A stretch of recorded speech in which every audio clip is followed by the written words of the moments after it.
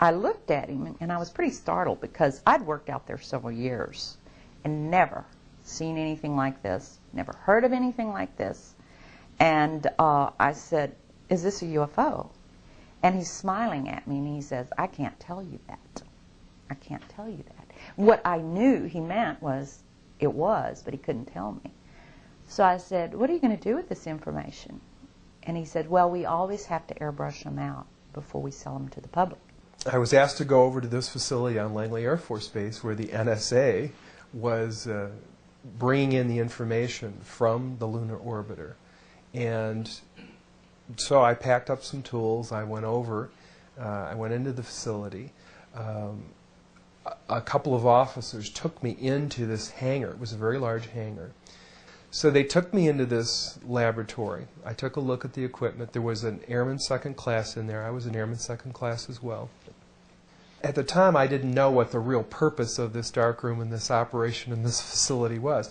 I thought this was where they were bringing the data in and then releasing the images to the public. They were doing 35 millimeter strips of film at that time, which were then assembled into 18.5 by 11 inch mosaics, they were called.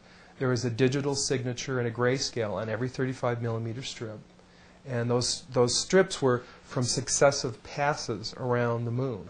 So he was showing me how all this worked, and we walked over to one side of the lab, and he said, "By the way, we've discovered a base on the back side of the moon." And at that point, I became frightened, and I was a little terrified, thinking to myself that if anybody walks in the room now, I know we're in jeopardy, we're in trouble, because he shouldn't be giving me this information. And then he pulled out one of these mosaics and showed this base, which had geometric shapes. There were towers, there were spherical buildings, there were very tall towers, and things that looked somewhat like radar dishes, but they were large structures.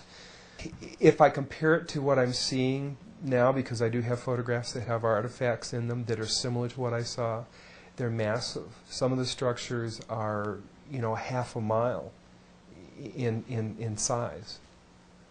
So they're huge structures. Some of the buildings seem to have very reflective surfaces on them.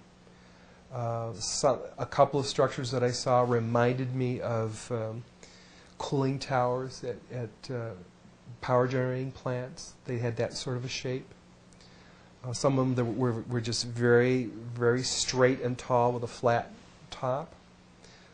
Some of them were round. Some of them looked like a Quonset hut, with a domed kind of, like a greenhouse. The particular shot that I saw, there were several clustered together over a landscape, a fairly large landscape.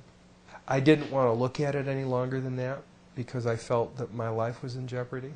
And I knew that young fellow who was sharing this was really, really overstepping his bounds at that point.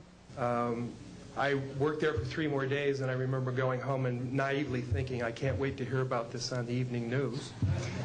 And here it is, more than 30 years later, and I hope we hear about it tonight.